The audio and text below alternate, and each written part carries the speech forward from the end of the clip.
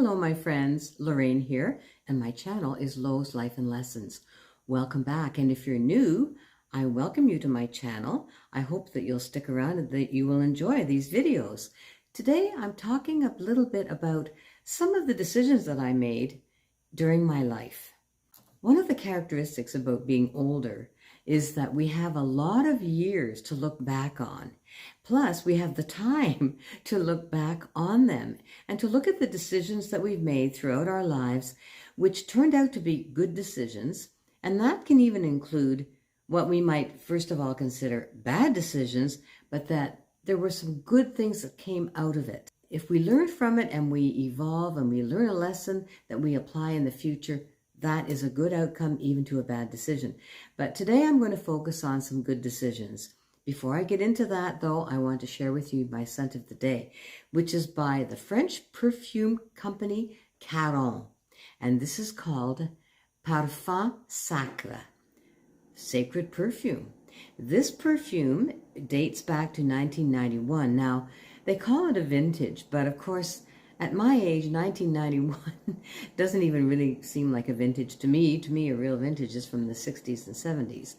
Although I believe this perfume is officially discontinued, it can be found on eBay, it can be found on Etsy, and also, I believe, on Fragrance X. This one I actually bought recently from a young lady. It wasn't her favorite, and she was selling it on Facebook Marketplace, so I got this for a really good price. I love this fragrance. Oh my gosh, it is just beautiful. It has notes of pepper, cardamom, cinnamon, mimosa, rose, clove, jasmine, myrrh, vanilla, and musk. And it is described as capturing notes from all fragrance categories in one scent. Parfum Sacre is an unprecedented accord of flowers and spices for the ultra-feminine woman. I find this a very warm, comforting fragrance. I'm not sure that I would wear it so much in the summer, but I find it's just perfect for this time of year. It's a bit smoky and powdery, and it is my scent of the day. One of the best decisions that I ever made was to have children.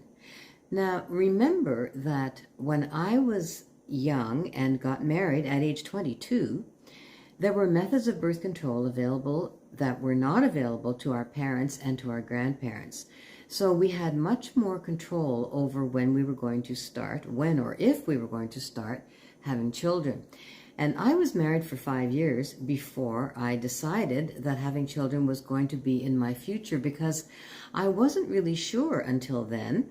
There's a great freedom in not having children, and there's a great lack of personal freedom when you do have children, right? I mean, it is an absolute commitment, certainly for at least 18 years, and it's an emotional commitment for your whole life. So it is a big decision, and it's wonderful that women have the option to make that decision today.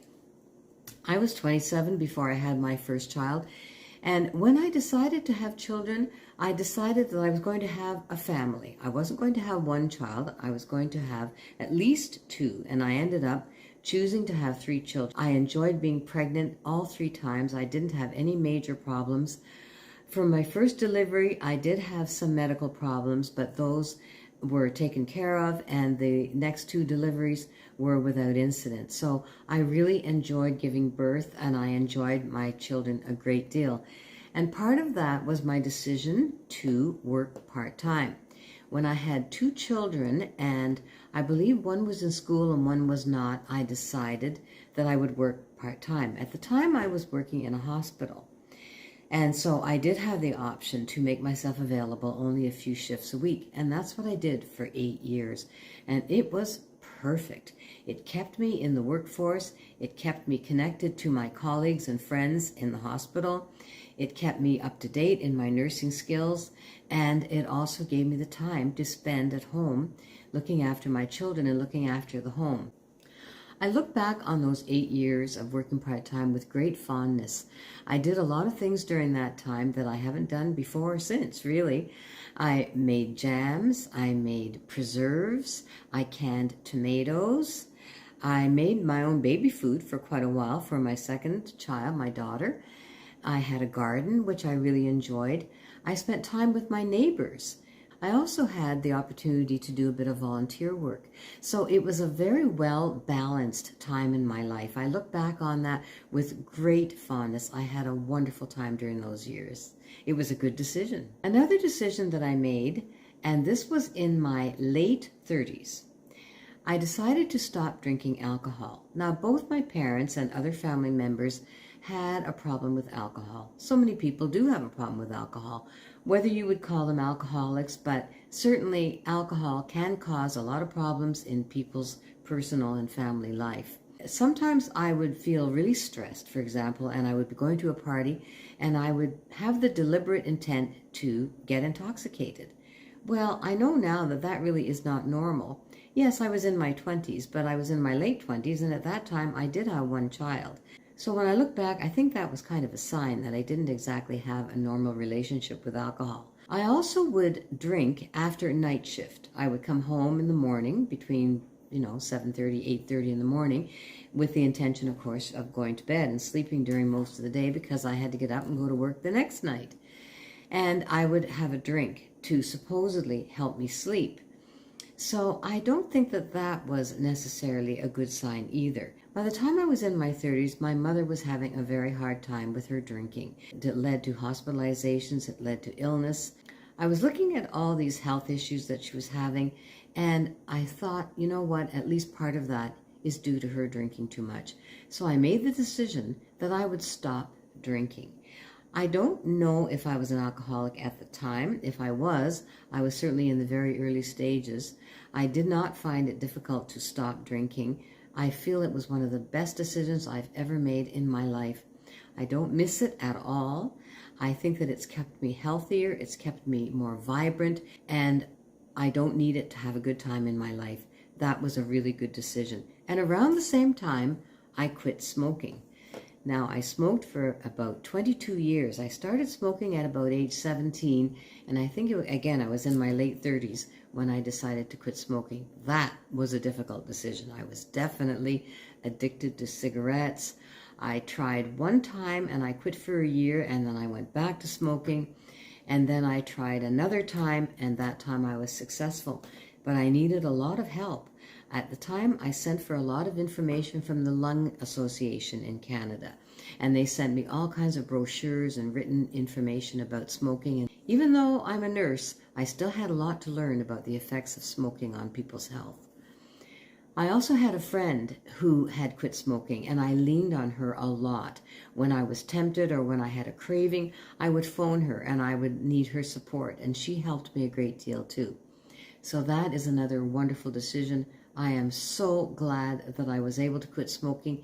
It is a very difficult addiction, and I think the way the cigarettes are made now, the addictive properties are even more intense than in my day, and it's one of the most difficult addictions to break. So I encourage you that if you fail the first time or the second time or the third time, keep trying, because it's a worthwhile goal. In fact, my daughter, who was smoking since the age of 11, and she's 45 now, she quit a year ago. I am so proud of her. I don't know, it's some kind of miracle that she was able to quit, and she would be the first one to tell you that. So quitting smoking was definitely one of the best decisions of my life. Another good decision I made was the decision to move out west. I live in Ontario, and at work there was an opportunity to participate in a project that was taking place in BC, in Victoria on Vancouver Island. Now, by then, my oldest son was on his own, and the other two children were quite stable. My youngest was only 12, though, and he went to live with his dad. This was a big decision because I was disrupting other people's lives other than my own, and I really had to think about this because one part of me, of course, felt that I was being very selfish and just looking after myself, even though it was an opportunity for me to grow in my career, as well as an opportunity, of course, to live in a different part of the country. It was also an opportunity for me to live by myself. There was a team of us, and the arrangement was that we would each have our own apartment out there, and every 3 weeks, the department would pay for us to visit our families back home for the weekend. So that sounded like a good plan to me. I had never in my life lived alone. So in my late 40s, that was an absolute new experience for me. I loved it. I loved the idea of coming and going as I pleased, and eating when I wanted to, going to bed when I wanted to, not being completely responsible for other people. Of course, I still had children depending on me, and I kept in touch with them. But the whole experience of living alone was just marvelous. The experience of living in that area of the country was absolutely marvelous. I met so many interesting people, and I discovered not only the city of Victoria, but many communities on Vancouver Island. What a beautiful area of the country, let alone in the world. That was a really good decision. The outcome of that project was the possibility that I may be able to relocate permanently to Victoria. I did want to do that, and I would bring my 2 younger children with me in that case. For many reasons, that plan did not work out, but the outcome was that I was able to live and work there and meet people there for a year and a half. It was one of the best times in my life, and I made friends out there that I still am able to communicate with today. Another decision I made that had to do with relocating was the decision to go up north. Now, by this time, I was in my late 50s. At that time, I had a very secure, very satisfying job in the government. But what I realized was that I needed to boost my earnings so that I would have a bigger pension when I decided to retire. I wanted to be able to be independent. I wanted to live comfortably. I didn't necessarily need to be rich or anything, but I certainly needed to boost up my pension. So one of the ways to do that, and what many people do, not just me, is work up north, where the salaries are greater, you get a northern allowance. Yes, the expenses are a bit higher to live there, but all in all, it's an opportunity to make money, to save money for the future. I applied for a job up north. It was just very strange the way that whole thing unfolded. It was absolutely seamless. The job was a perfect job for me, for my skills, for my experience. So I was just gung-ho. I had an interview on the phone, and lo and behold, that job was offered to me lickety-split. And by early February in 2004, I was off to the airport with my family, seeing me off. I was going all by myself to a place where I knew nobody. I had never been there. I didn't know what to expect. Now, I guess I was a little bit nervous. I was more excited than anything. I know now that my family was kind of amazed that I would take this step all by myself. But to me, it was just a big adventure. When I got there, I got settled in. I had a beautiful apartment overlooking a gorgeous lake and some mountains. The beauty of the Arctic is very difficult to describe. The job was really challenging, and I really enjoyed my colleagues. And plus, I met all kinds of different people. The community where I was living had only a population of 3,500 people. So I had opportunities to volunteer. I had opportunities to attend the community events, of which there was lots of them. And of course, a lot of them were Aboriginal events, which were extremely interesting and just gave me a chance to learn a whole lot about that culture. It was up there that I had the opportunity to join a band. Now, I had always enjoyed singing, and for many, many years had enjoyed singing in church choirs and that type of thing. But to actually sing in a band, let alone a rock band, and plus they like a lot of country music up there, this was just thrilling to me. So I really enjoyed that. We had gigs just about every weekend for about 2, maybe 3 years. I think there was 3 New Year's Eves that we performed, and it was just a wonderful experience. Part of my job allowed me to travel to some of the smaller Aboriginal communities in small planes, 4-seaters, 6-seaters, many 8-seater planes. So these were all real adventures for me. The whole experience lasted for 5 years, and by then I was ready to retire and return to my city where all my family was. I retired in early 2009, and one of the first things I did was to make another decision, and that was the decision to write an autobiography. So I did that in 2012. It took me a whole year to write that book. The book was intended for my friends and family. So, of course, it was very much a history, really, of how I was brought up, what the world was like, especially when I was younger. Some details about the relationships I had, my marriages, but it was obviously the PG version because it was intended for my family. That was a real adventure. I had the book printed. I think I had about maybe 20 copies printed, and I gave them to my family and friends. It was never intended to be published, but it was a great adventure. Now, 10 years later, here I am still, and I could write another book from what's happened in the last 10 years, and maybe I'll just do that.